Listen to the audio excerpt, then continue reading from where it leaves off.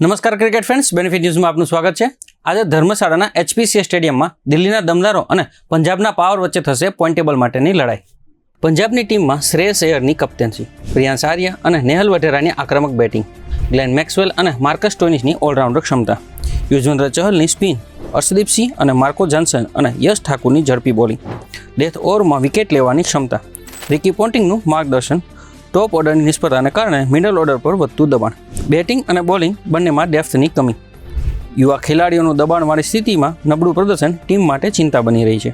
તો બીજી તરફ દિલ્હી કેપિટલ્સ પણ કંઈ ઓછી નથી। અક્ષર પટેલની આગેવાનીમાં ટીમનું શાનદાર દેખાવ, કેએલ રાહુલની ઝડપી ઇનિંગ, બેટિંગ લાઇનઅપમાં જેક ફ્રેઝર અને શેન હોપ જેવા ખેલાડીઓનો સમાવેશ, ફાફ ડુ પ્લેસીનું બેટિંગ થકી યોગદાન, યુવાન અભિષેક પટેલની આક્રમક ઓપનિંગ, સ્ટબ્સનો અનુભવ ગમે ત્યારે મેચ પલટી શકે છે, મુકેશ કુમાર અને કુલદીપ યાદવ જેવા બોલર થકી દિલ્હીની બોલિંગનું મજબૂત પ્રદર્શન, અક્ષર પટેલ અને ટ્રિસ્ટન સ્ટબ જેવા ઓલરાઉન્ડર ટીમને મજબૂતી આપે છે।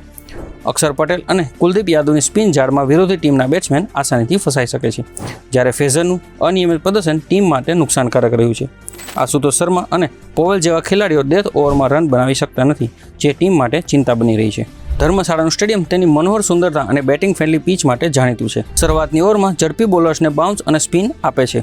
પીચ બેટિંગ માટે પણ અનુકૂળ છે, ખાસ કરીને મધ્ય ઓવરોમાં જ્યાં બેટ્સમેનો આસાનીથી રન બનાવી શકે છે। આ પીચ પર પ્રથમ દાવનો સરેરાશ સ્કોર આઈપીએલમાં 180થી 90ની આસપાસ રહે છે। પંજાબનો આ મેદાન પર મજબૂત રેકોર્ડ અને અનુભવ તેમને ફેવરિટ બનાવે છે, પરંતુ લખનૌની સંતુલિત ટીમ અને તાજેતરની સફળતા તેમને ખતરનાક પ્રતિસ્પર્ધી બનાવે છે। ઝાકળ અને પીચની સ્થિતિ મેચમાં પરિણામને નિર્ણાયક ભૂમિકા ભજવશે। આ મેચ બંને ટીમો માટે રોમાંચક મુકાબલો હશે। દિલ્હી કેપિટલ અને પંજાબ કિંગ્સ વચ્ચે આઈપીએલમાં અત્યાર સુધીમાં 33 મેચ રમાઈ છે, જેમાંથી પંજાબે 17 જ્યારે દિલ્હીએ 15 મેચમાં જીત મેળવી છે। ધર્મશાળાના મેદાન પર માત્ર 2 મેચ રમાઈ છે, જેમાંથી પંજાબને બંનેમાં જીત મળી છે। પંજાબની ટોપ ઓર્ડર બેટિંગ દિલ્હી કરતાં વધુ આક્રમક છે, પરંતુ દિલ્હીનો મિડલ ઓર્ડર અક્ષર અને ટ્રિસ્ટનના કારણે વધુ સ્થિર દેખાય છે। દિલ્હીનું બેટિંગ યુનિટ અને સ્પિન અને પેસનું સંયોજન ધરાવે છે। પંજાબ ઝડપી બોલિંગમાં મજબૂત છે, પરંતુ સ્પિનની નબળાઈ તેને નુકસાન પહોંચાડી શકે છે। દિલ્હીના યુવા ખેલાડીઓ ફિલ્ડિંગમાં પોતાની ચપળતા દર્શાવી શકે છે, ત્યારે આજની મેચમાં પંજાબ છે એ પોતાનું સ્થાન જાળવી રાખવા માટે, જ્યારે દિલ્હી છે પ્લેઓફમાં પહોંચવાના ઈરાદે મેદાને ઉતરશે।